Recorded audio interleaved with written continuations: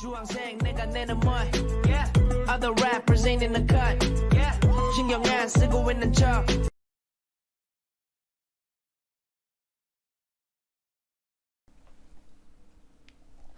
이번 단원의 두 번째 주제, 우리나라의 산지 지형입니다. 앞서 공부했던 내용을 조금씩 복습하면서 살을 붙이는 과정이니 이전보다는 좀 더 쉽게 공부할 수 있을 거예요. 우리 지난 시간에는 산지 지형이 어떻게 만들어졌는지 큰 골격을 이해했죠? 자, 오늘은 좀 더 구체적으로 알아봅시다. 우리나라 산지의 형성은 1차 산맥과 2차 산맥의 구분, 그리고 우리나라의 형성 과정을 4단계로 알아보겠습니다.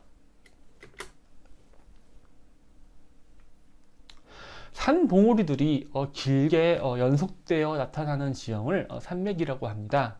산맥이란 단어의 의미 때문에 산맥은 끊어지지 않는다라고 생각할 수 있는데요. 산맥은 뭐 군데군데 끊어지는 경우도 있습니다.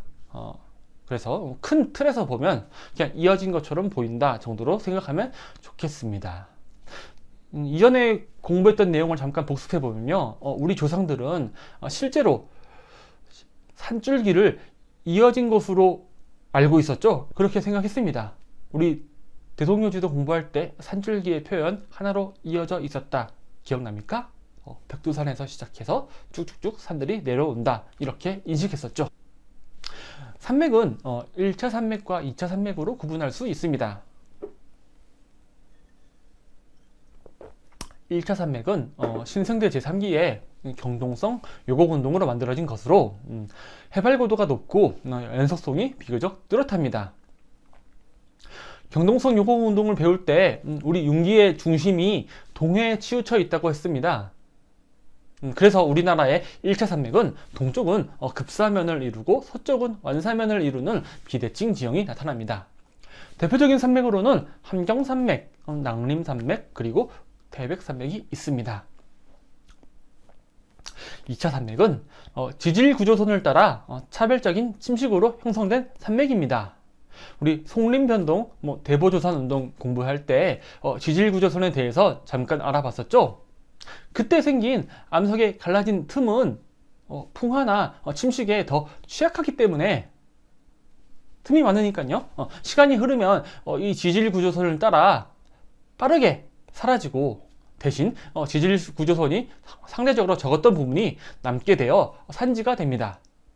그래서 2차 산맥은 1차 산맥에 비교해 고도가 낮고 연속성이 뚜렷하지 않습니다. 대표적인 2차 산맥에는 노령산맥, 차란산맥 등이 있습니다. 다음으로 우리나라의 산지 형성 과정을 알아보겠습니다. 첫 번째 단계의 키워드는 화강암 관입입니다. 지난 시간에 공부했던 내용과 연결되는데요. 우리 중생대 시기에 송대간, 아니 송대불 기억나죠? 그 시기에는 격렬한 지각 변동으로 지질 구조선이 형성되었고 이 지질 구조선을 따라 지하 깊숙한 공에서 화강암이 비집고 들어왔습니다. 비집고 들어왔다 관입해 들어왔습니다. 지질 구조선 개념을 보다 자세히 알아보겠습니다. 왼쪽 한반도 지도에 갈색으로 줄이 쳐져 있는 게 보이죠? 저 선들이 중생대 지각 변동 때 한반도에 새겨진 지질 구조선입니다. 실제 지형에선 어떻게 나타날까요? 붉은색으로 강조된 위성사진을 봅시다. 선 모양의 지형 패턴이 보이죠? 쭉쭉 뻗어나가는 저것들이 바로 실제 지질 구조선의 흔적입니다. 우리나라 산지 형성 과정 두 번째 키워드는 평탄화입니다. 중생대 시기 화강암이 관입하여 일어난 격렬한 지각운동으로 당시에는 한반도에 무려 3000m 정도 되는 높은 산이 있었다고 합니다. 그런데 이 산은 오랜 시간을 거치면서 풍화되고 침식되어 사라졌습니다. 이러한 평탄화 과정을 겪으면서 완전한 평지는 아니지만 이전의 산지에 비해 비교적 평탄한 지형이 생겼습니다.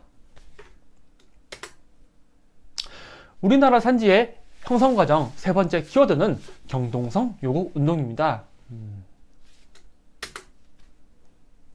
한반도와 일본이 분리되고 동해가 생기는 과정에서 생긴 압력으로 융기가 일어나서 평탄했던 한반도 지형에 다시 커다란 굴곡이 생겼습니다. 우리 이전 시간에 자세히 공부했었죠? 이 융기는 동해안 쪽에 치우쳐 있었고 덕분에 동쪽은 높고 서쪽은 낮은 동고서저의 지형이 만들어졌습니다. 이때 만들어진 산맥을 1차 산맥이라고 합니다. 우리나라 산지의 형성 과정 네 번째 키워드는 차별 침식입니다. 침식이 일어났는데 차별적으로 일어난다는 의미입니다. 지질구조선 기억나죠? 이 지질구조선은 쉽게 말하면 암석에 생긴 균열이에요. 약한 부분이죠. 이 부분을 따라 침식이 빠르게 일어나면서 암석이 제거되기 시작했어요. 반대로 지질구조선이 지나지 않는 암석의 단단한 부분은 침식을 견뎌내며 남아있을 거예요. 이 부분이 산맥으로 남았습니다. 1차 산맥과 구분하기 위해 2차 산맥이라 부릅니다. 1차 산맥은 지형의 직접적인 융기로 만들어졌지만 2차 산맥은 침식 과정을 견뎌낸 일종의 잔존 지형입니다. 그래서 연속성이 뚜렷하지 않고 고도도 낮습니다.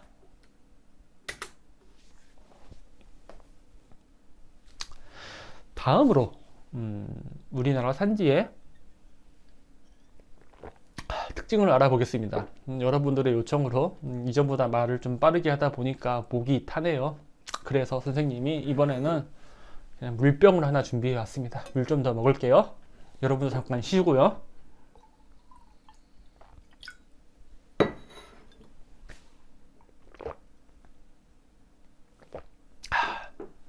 자, 그럼 수업 다시 들어갑니다.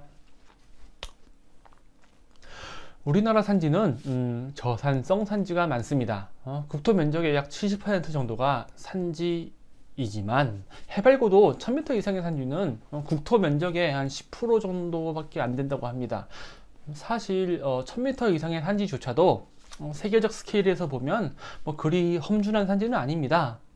이 사실을 테오그라피는 대학생 시절 히말라야 산맥을 오르며 깨달았습니다. 한번 볼까요? 와. 이때 선생님 나이 23살 풋풋한 대학생이었죠. 선생님이 대학 다닐 때 잠시 공장에서 일을 했는데요. 그때 공장에서 친하게 지내던 형이 인도를 갔다 왔었습니다. 그래서 쉬는 시간마다 인도를 다녀온 사진을 막 보여주며 여기 정말 좋다 막 이렇게 이야기를 해줬는데요. 공장에서 일해서 번 돈으로 선생님이 대학생 때 방학을 이용해서 비행기 티켓을 끊고 인도로 배낭여행을 다녀왔습니다. 그런데 참 인도는요, 좋기도 했지만 힘들었습니다. 어떤 위생 상태라던가 또는 관광객을 대하는 어떤 그런 상인들의 태도가 너무 힘들었어요. 매일매일 사기의 위험 속에서 노출되어 있었거든요. 지금도 그러려나? 잘 모르겠습니다. 자, 아무튼 너무 자주 봤습니다. 선생님이 실제로 히말라야 산맥 다녀왔다 인증샷입니다. 또 잠깐 또 쉬어가자는 의미에서 선생님의 옛 사진을 꺼내 봤습니다.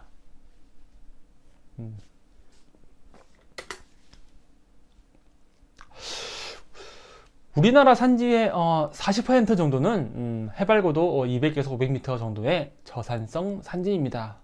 우리가 사는 전주 주변의 산지를 떠올려 봅시다. 그렇게 높지 않죠? 두 번째로 앞서 경동성 요금 운동에서 공부했듯이 우리나라 산지는 동쪽은 높고 서쪽은 낮은 동거서저의 형태의 지형이 나타납니다. 그래서 동해로 유입하는 하천은 하천의 길이가 짧고 하천의 경사가 급합니다. 반대로 서해나 남해로 유입하는 하천은 상대적으로 하천의 길이, 즉 유로가 길고 하천의 경사가 완만합니다. 우리 학교 근처의 전주천도 쭉쭉 흘러서 만경강과 합쳐져서 서해로 흐르는 하천입니다. 정말 경사가 완만하죠? 우리 솔레고 주변에 커다란 언덕 없잖아요, 그죠? 고위 평탄면과 돌산 흑산은 색깔이 다르죠? 조금 더 자세히 알아보도록 하겠습니다. 먼저 고위 평탄면입니다. 지형도를 봅시다. 붉은색으로 표시된 지역은 해발 고도가 1000m 정도 됩니다. 높은 곳이죠. 그런데 등고선의 간격이 넓은 것을 보니 경사는 완만합니다. 파란색으로 표시된 지역은 해발 고도가 1000m, 900m, 800m 점점 내려가네요. 그런데 등고선의 간격이 좁습니다. 경사가 급하다는 의미이지요. 이는 우리가 일반적으로 알고 있는 상식과 반대입니다. 산지 지형은 해발 고도가 높을수록 경사가 급하지요. 우리 일반적인 산을 떠올려 보세요. 산은 이렇잖아요. 그런데 이곳은 해발 고도가 높은 곳에 오히려 평탄한 지형이 펼쳐집니다. 이러한 지형을 고위 평탄면이라 부릅니다. 높은 곳에 위치한 지형이라는 뜻입니다. 붉은색으로 표시된 지형이 실제 경관에서는 어떠한 모습인지 확인을 해볼까요? 바로 이런 모습입니다. 해발고도 1000m 이상의 높은 곳인데 비교적 평탄한 지형이 펼쳐집니다. 여기서 잠깐 평탄면이라 이름 붙여져 있다고 해서 완전히 평평한 지형을 상상해서는 안 됩니다. 산지 지형 치고는 완만하다는 뜻이지 우리가 생각하는 평지를 이 고위 평탄면에 그대로 들이대서는 안 됩니다. 자, 이러한 고위 평탄면은 과거에 평탄해진 지형이 융기 이후에도 남아있는 것입니다. 우리 산지 지형의 형성 과정 기억나죠? 우리나라 산지의 형성 과정에서 평탄화 단계, 그리고 그때 평탄해졌던 지형이 경동성 용기 이후에도 침식을 견디며 남아 고위 평탄면을 형성했습니다. 고위 평탄면은 우리나라에서 대관령 일대 진안고원 등지에서 나타납니다. 선생님이 노란색으로 진안고원을 강조했죠? 별다른 이유는 없습니다. 우리가 사는 곳이 어디죠? 전라북도이기 때문입니다. 하지만 시험은 누가 내죠? 아마 이 부분에서 출제를 한다면 진안고원을 물어볼 것 같아요. 전라북도에 사니까요.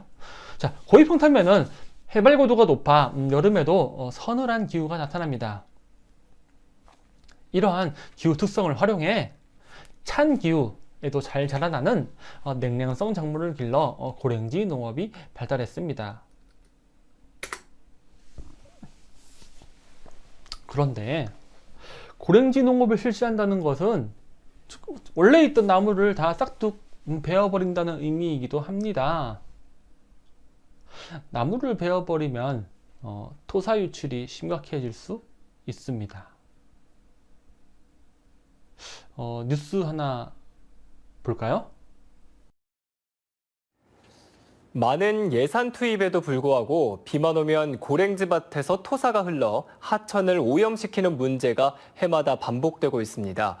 한계에 봉착한 환경당국은 해외 성공 사례를 국내에 도입하는 방안을 검토하고 있습니다. 윤하은 기자가 취재했습니다.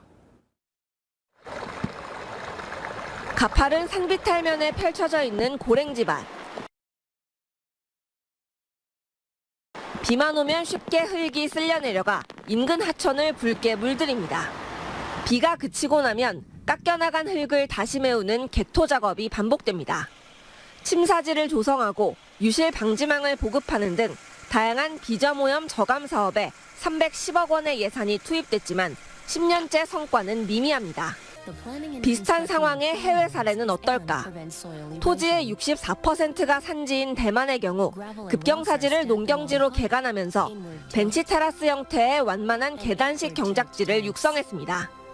곳곳에 토양 유실을 막는 풀과 나무를 심고 기계와 사람이 들어갈 수 있는 도로도 함께 조성했는데 흙탕물 저감 모범 사례로 꼽힙니다. 대규모 벌목으로 급경사지가 발생한 필리핀도 테라스형 농경지 조성으로 토양 유실을 획기적으로 줄였습니다.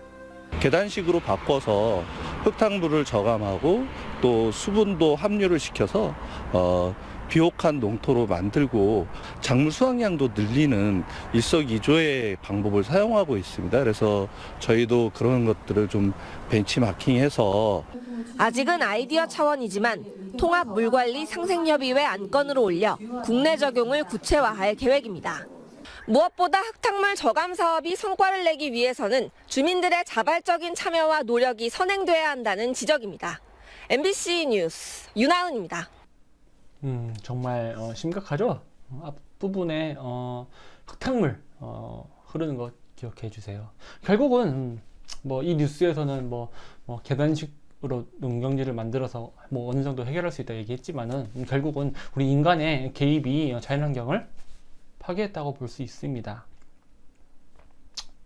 조금 더 이야기를 해보자면은 저기 강원도 지역의 고위평탄면 지역은요, 이곳에서 흐르는 하천들이 한강으로 흘러 들어갑니다. 한강은요, 우리 인구가 밀집되어 있는 수도권 지역의 식수 공급원이죠. 그런데 여러분 잘 생각해 보세요. 농사를 지을 때 뭐 비료도 뿌리고 뭐 농약도 뿌리겠죠. 그런 것들이 다 흘러서 흙탕물과 함께 식수원으로 들어간다니 생각했던 것보다 좀 심각한 문제가 있습니다. 다음으로 돌산과 흑산 개념을 알아보겠습니다. 돌산의 대표적인 사례는 진짜 산에 돌이 많죠. 북한산입니다. 흑산의 대표적인 사례는 지리산입니다. 지리산은 남원의 자랑입니다. 참고로 선생님의 첫 발령지가 남원입니다. 그래서 우리 솔레고에서는 더 이상의 설명은 생략하겠습니다. 시험 문제를 낼 때 더 이상의 설명은 생략하겠습니다. 선생님의 첫 발령지는 남원이고 남원에는 지리산이 있습니다. 여기까지만 할게요. 돌산에는 산 정상부에 기반암이 노출되어 있습니다. 이는 중생대에 관입한 화강암이 침식을 겪으면서 지표에 드러난 것입니다. 대보조산운동 기억나죠? 여기 보이는 하얀 돌이 바로 대보 화강암입니다. 이전에 공부했던 내용이 하나하나 연결되고 있습니다. 멘탈의 붕괴, 멘붕인가요? 아닙니다. 여러분은 할 수 있습니다. 자, 돌산의 사례로는 북한산, 설악산, 금강산이 있습니다. 근데 뭐 전라북도에 있는 산은 없네요. 넘어갑시다 그냥. 흑산에는 산 정상부에 기반암이 풍화된 토양이 주로 나타납니다. 돌이 완전히 없는 건 아니에요. 이름으로 일반화하는 오류를 보면서는 안 됩니다. 혹시 지리산 정상에 오른 솔방울 친구들 있나요? 지리산 정상인 천왕봉에는 바위 투성이입니다. 그래도 산 대부분이 흙이기 때문에 우리는 지리산을 흑산으로 분류합니다.